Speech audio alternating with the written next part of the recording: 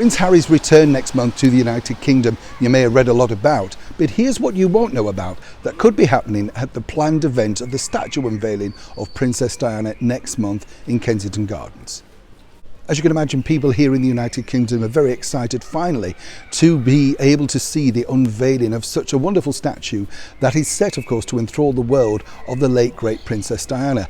And parking that aside, of course, you also know about the ongoing battles between William and Harry, who will speak or who won't speak, all that sort of stuff. But for me, here's where it gets really interesting, simply because you may have read in the press that Prince Harry now wishes to bring his own media associate. By that, someone from the media, from his team, to record this historical event.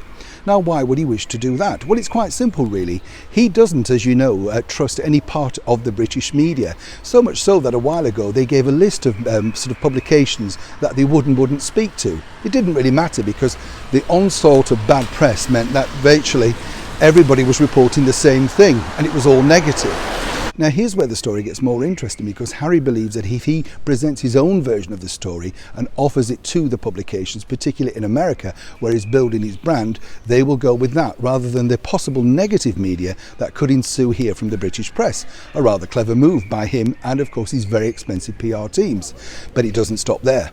Sources tell me that Prince Harry also plans to bring his own filming unit with him when he returns to the United Kingdom. Now, you may ask, why would he wish to do that? Well, why wouldn't he? It's a natural thing that you want your own recorded version of such an historical event.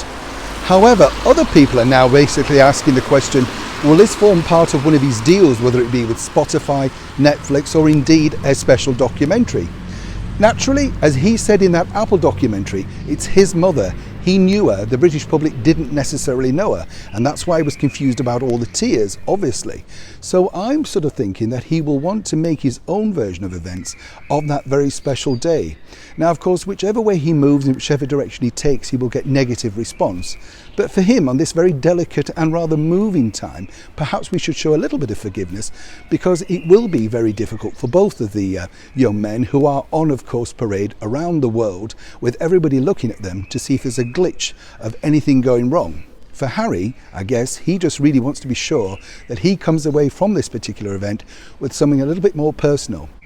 Of course, if Harry does decide then to turn this into something more of a commercial venture, then sadly for him, I do believe that more negative press will follow.